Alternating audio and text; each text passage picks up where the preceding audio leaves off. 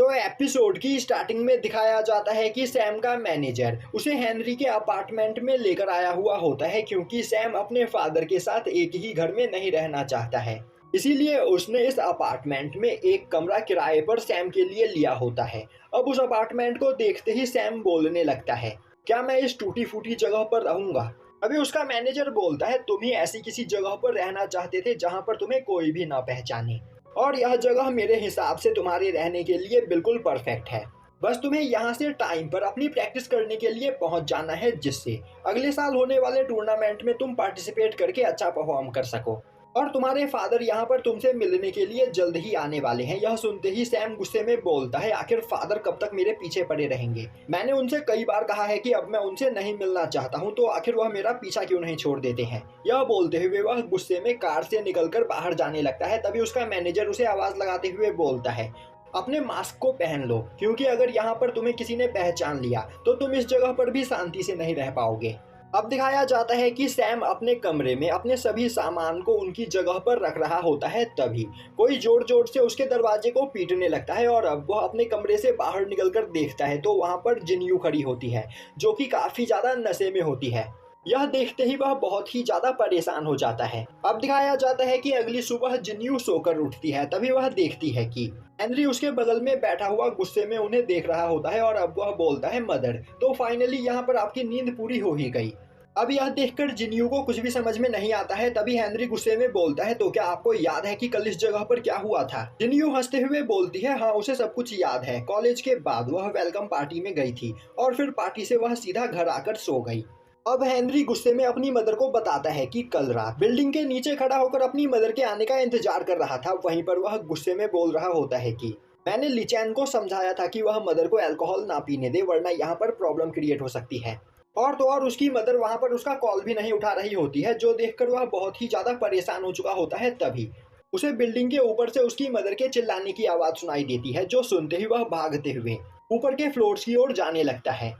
और अब वह देखता है कि वहां पर सैम ने जिन्यू को पकड़ रखा होता है। यह देखते ही हेनरी को बहुत ही ज्यादा गुस्सा आता है और अब उसे लगता है कि यहाँ पर सैम ने ही उसकी मदर को अल्कोहल पिलाया है और वह उन्हें घर तक छोड़ने के लिए आया हुआ है। इस बारे में सोचते हुए वह सैम को वहां पर काफी बुरी तरीके से मारने लगता है, जिससे सैम काफी ज्यादा डर जाता है और अब वह अपने मैनेजर को उस जगह पर बुलाता है। अब दिखाया जाता है कि सैम अपने मैनेजर के साथ जिन्यू और हेनरी के साथ कमरे में बैठा हुआ होता है। वहीं पर अब वह हेनरी को बताता है कि जिन्यू काफी ज्यादा नशे में थी और वह नीचे गिर रही थी, इसीलिए सैम ने उसे गिरने से बचाया।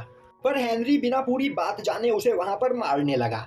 वहीं पर यह सब कुछ देखकर जिन्यू जोर जोर से हंस रही होती है और अब वह हंसते हंसते वहां पर बेहोश हो जाती है, जो देखकर हेनरी उन्हें उठाकर उनके कमरे में लेकर आता है, जिसके बाद वह सैम और उसके मैनेजर से जाकर माफी मांगता है। अब दिखाया जाता है कि प्रेजेंट टाइम में हेनरी यह सब कुछ अपनी मदर को बता रहा होता है। अब यह सब सुनकर जिन्यू को काफी ज्यादा बुरा लगता है, क्योंकि उसकी वजह से कल रात सैम काफी बुरी तरीके से पिट गया। इसीलिए अब वह सैम को ब्रेकफास्ट पर इनवाइट करने के लिए बाहर जाती है। दूसरी ओर सैम अपने कमरे में कुछ रूखा सूखा बनाकर खा रहा होता है, जिसका टेस्ट उसे बिल्कुल भी पसंद नहीं आ रहा होता है। अब दिखाया जाता है कि सैम भूखड़ों की तरह हेनरी के घर में बैठा खाना खा रहा होता है। अभी जिन्यू बोलती है, क्या तुम्हें यहाँ पर थोड़ा और खाना चाहिए? सैम बोलता है, नहीं, मैं अभी डाइटिंग पर हूँ, इसीलिए मैं नहीं खाऊंगा। पर वह वहाँ पर जिन्यू और हेनरी के सामने रखा गया खाना भी खा चुका होता है। अब हेनरी सैम से पूछता है, मैं यहाँ पर तुमसे एक सवाल पूछना चाहता हूँ, तुम एक वर्ल्ड चैंपियन हो, तो आखिर उस चैंपियनशिप को जीतने के बाद तुम्हें यहाँ पर कितने पैसे मिले हैं? अब यह सुनकर सैम थोड़ी देर कैलकुलेट करने के बाद बोलता है, मुझे यहाँ पर $8 मिलियन की प्राइज मनी मिली है। यह सुनते ही हेनरी के होश उड़ जाते हैं और अब वह सोचने लगता है, अगर मैं अपनी पूरी लाइफ भी काम करूं तो इतने सारे पैसे नहीं कमा पाऊंगा। अभी सैम दोबारा से बोलता है, मुझे कुछ ठीक से याद नहीं, शायद से यह प्राइज मनी थोड़ी और भी ज्यादा हो सकती है, क्योंकि मेरे सभी पैसे मेरे फादर मैनेज करते हैं। अब खाना खाने के बाद वह सभी लोग वहां पर चाय पीने लगते हैं। वहीं पर सैम बोल रहा होता है, आज मैंने सच में कुछ ज्यादा ही खाना खा लिया, जबकि मैं यहाँ पर डाइट पर हूँ। खैर जाने दो, वैसे भी मैं गोल्फ खेलना छोड़ने वाला हूँ। यह सुनते ही हेनरी चिल्लाते हुए बोलता है, अभी तुमने क्या कहा? तो क्या तुम अगले कंपटीशन में पार्टिसिपेट नहीं करोगे? सैम बोलता है, पिछली बार चैंपियनशिप जीतने के बाद ही मैं रिटायर होना चाहता था, पर अपने फादर के जिद की वजह से मैंने इस साल भी चैंपियनशिप में पार्टिसिपेट किया और उसे जीता। पर सच्चाई तो यह है कि मुझे गोल्फ खेलना बिल्कुल भी पसंद नहीं। बचपन में मेरे फादर को किसी वजह से पता चल गया कि मेरे अंदर एक अच्छा गोल्फ प्लेयर बनने का टैलेंट है, जो देखकर उन्होंने ज़बरदस्ती मुझसे गोल्फ की प्रैक्टिस करवाना स्टार्ट कर दिया और वह दिन में 12-12 घंटे मुझसे प्रैक्टिस करवाते थे, जिस वजह से मेरी स्किल तो काफ़ी ज़्यादा अच्छी हो गई, पर मेरी लाइफ पूरी तरीके से बर्बाद हो गई। मैं वर्ल्ड में हर जगह फेमस हो गया, पर मेरे पास अपनी कोई लाइफ नहीं थी। मेरी पूरी लाइफ को मेरे फादर कंट्रोल कर रहे थे। इसीलिए अब मैं इन सभी चीज़ों को छोड़कर अपनी लाइफ पर ध्यान देना चाहता हूँ और अपनी एक नई लाइफ स्टार्ट करना चाहता हूँ। यह सुनते ही हेनरी गुस्से में चिल्लाते हुए बोलता है, बेवकूफ़, क्या तुम्हें पता भी है कि यहाँ पर गोल्फ को खेलकर तुमने कितनी बड़ी अचीवमेंट को हासिल किया है? आज के टाइम पर तुम्हारे पास यहाँ पर इतने सारे पैसे हैं कि कोई भी नॉर्मल इंसान अपनी पूरी लाइफ मेहनत करने के बाद भी इतने पैसे नहीं कमा सकता है। और तुम्हें इन सभी चीज़ों के लिए अपने फादर का शुक्रगुजार होना चाहिए, क्योंकि उन्हीं की वजह से तुम्हारी लाइफ बेहतर बन पाई। पर तुम यहाँ पर उन्हें ही बुरा भला बोल रहे हो। तो सुनते ही सैम डर जाता है और बोलने लगता है, आखिर तुम यहाँ पर मेरे फादर की तरह क्यों बात कर रहे हो? मुझे तुमसे डर लग रहा है। तभी जिनयू वहाँ पर हेनरी को शांत करते हुए बोलती है, तुम सैम की बात नहीं समझ पा रहे। सच्चाई तो यह है कि हर इंसान की लाइफ में सक्सेस बहुत ही ज़्यादा इम्पोर्टेंट होती है, पर अगर यहाँ पर तुम अपने सक्सेस से खुश नहीं हो तो फिर वह सक्सेस किसी भी काम की नहीं। हेनरी बोलता है, नहीं मदर, मैं आपके इस बात से सहमत नहीं हूँ।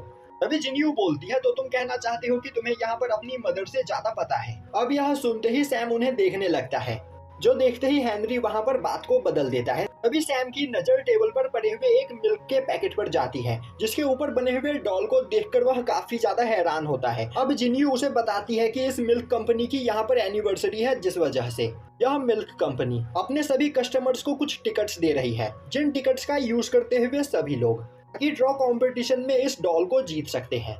पर कल इसकी लास्ट डेट है, तो अगर तुम इस लकी ड्रॉ में पार्टिसिपेट करना चाहते हो तो तुम आज ही सुपरमार्केट जा सकते हो।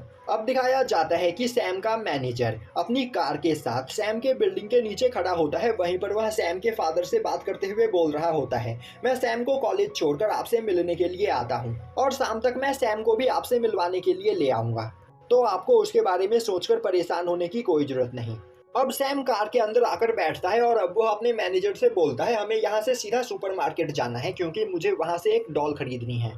मैनेजर बोलता है, कॉलेज के बाद हम उस जगह पर जाएंगे। और यह बोलते हुए वह कार को स्टार्ट करके कॉलेज की ओर जाने लगता है। वहीं पर अब वह रास्ते में सैम से बोलता है कि तुम्हारे फादर यहाँ पर तुमसे मिलना चाहते हैं, तो फिर क्यों ना हम शाम में उनसे मिलने के लिए चले। अब यह सुनते ही वहाँ पर सैम का मूड खराब हो जाता है। अब कॉलेज में पहुंचकर सैम का मैनेजर वहाँ के स्टाफ के साथ बात करने लगता है। इस मौके का फायदा उठाते हुए सैम उसकी कार को लेकर वहाँ से भाग जाता है और अब वह सीधा सुपरमार्केट की ओर जाने लगता है। पर तभी उसे याद आता है कि वह अपना वॉलेट तो घर पर ही भूल गया। अब दिखाया जाता है कि कई सारे लोग सुपरमार्केट के अंदर लाइन लगाकर उस मिल्क पैकेट से मिले गए टिकट का यूज करते हुए एक मशीन से उस चिकन डॉल को बाहर निकालने की कोशिश कर रहे होते हैं, पर कोई भी उसमें कामयाब नहीं हो रहा होता है। वहीं पर थोड़ी दूरी से खड़ा सैम यह सब कुछ देख रहा होता है, पर उसके पास बिल्कुल भी पैसे नहीं होते हैं, जिस वजह से वह मिल्क के पैकेट को खरीद सके।